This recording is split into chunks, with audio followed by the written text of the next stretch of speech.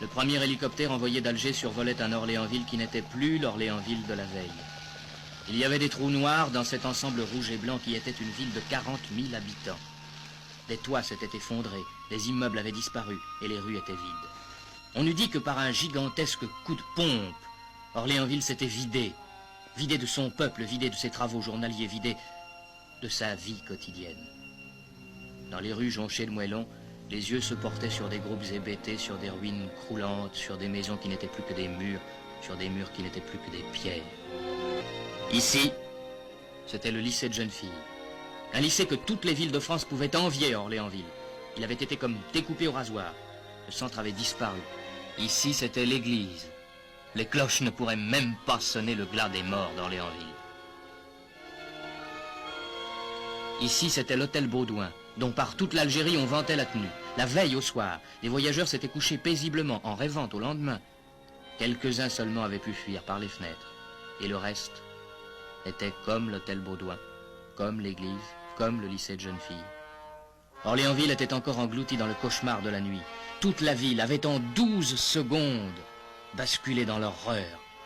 Elle y était encore jusqu'au cou.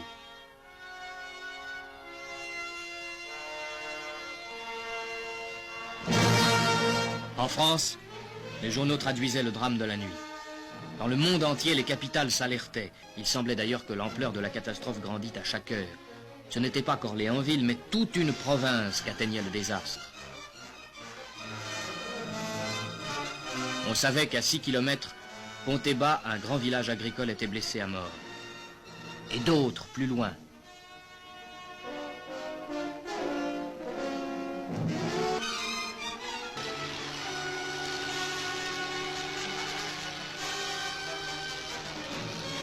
Dans la désolation du cataclysme, combien de gens avaient tout perdu? Il fallait tout de suite en même temps donner des abris, des vêtements, du pain. Dans la ville martyre, mais aussi, mais surtout, dans les campagnes, dans les villages, dans les douars, il y eut des distributions de tout ordre. Il s'agissait de couvrir ceux qui étaient nus et de nourrir ceux qui avaient faim. Orléansville avait compté ses morts. Il fallait maintenant que les vivants puissent continuer à vivre. Sur les places, dans les jardins, sur les trottoirs, les tentes s'élevaient. Le pain de la journée, mais aussi bien que le pain de la journée, des nouvelles d'absents qui peut-être n'en donneraient plus jamais.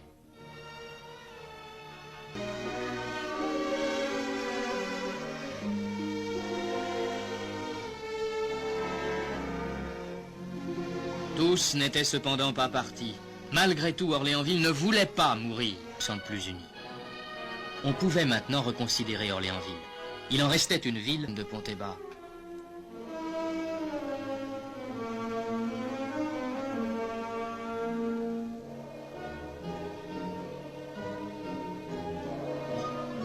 On avait vu aussi Anoto. Anoto n'était plus qu'un tas de pierres, découpées par les vides de ses 6 rues.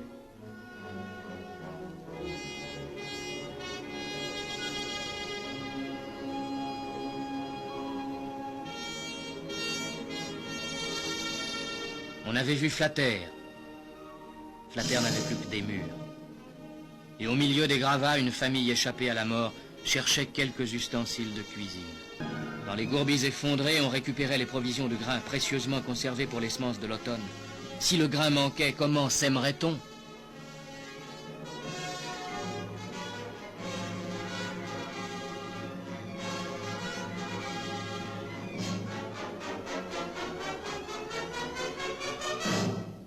Les déchirements du sol, les effondrements, les fissures, telles failles longues de près d'1 kilomètre, disaient avec une nouvelle éloquence ce qu'avait été le cauchemar de la nuit tragique.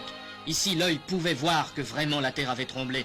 Ici, l'esprit pouvait s'arrêter sur l'énormité des explosions intérieures qui, à travers des kilomètres d'épaisseur, avaient imprimé à la croûte terrestre un effort tel qu'elle n'avait pas pu y résister. Ah oui, dans cette nuit du 8 septembre, quelle danse macabre avait dansé la montagne. C'était encore le petit village arabe de Beni Rached. Et lorsqu'après avoir vu Anoto et Flatter ont connu Beni Rached, on put dire qu'il s'établit un grand silence. Le drame était partout. On voyait mieux l'ampleur du désastre. Chaque jour qui passait, on découvrait des aspects nouveaux. On avait vu près d'Orléansville, Pont-et-Bas, dont l'église ébranlée disait bien la désolation. Noir, qui a perdu dans le drame 12 personnes de sa famille, mesurer le lourd tribut payé au désastre par la population musulmane.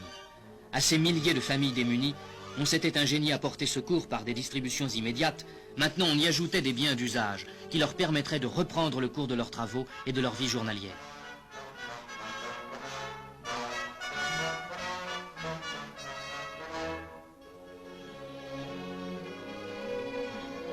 On allait ajouter au blé, au pain, à la semoule, au sucre, aux vêtements, les éléments qui rétabliraient le foyer détruit.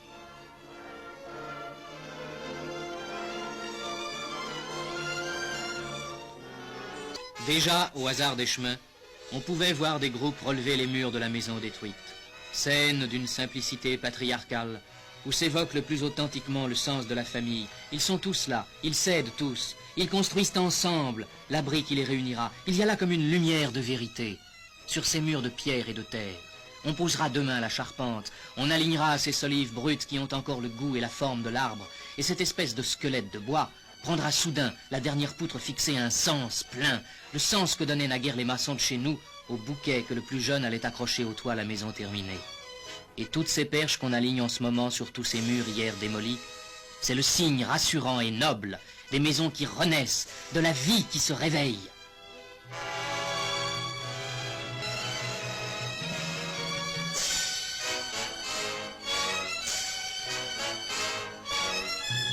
Et l'autre signe de celui qu'évoque sur le front des ruines d'une ferme du Douar Hamis, cet attelage de bœufs devant un vieil araire. Les ruines sont toujours là, mais la terre ne peut pas attendre. La récolte prochaine, c'est maintenant qu'il faut la semer. Et l'homme, sur qui sans raison la terre s'est vengée, l'homme qui porte encore sur lui sa ruine et peut-être son deuil, l'homme a quand même repris la charrue, il reconstruit sa maison, il prépare sa récolte, il n'a pas de temps pour le désespoir.